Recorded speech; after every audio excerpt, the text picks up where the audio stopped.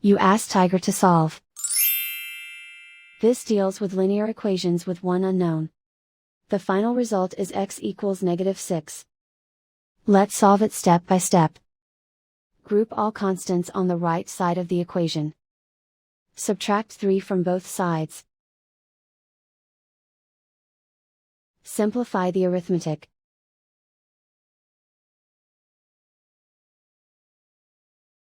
Isolate the x. Multiply both sides by 2. Group like terms. Multiply the coefficients. Simplify the fraction. Simplify the arithmetic.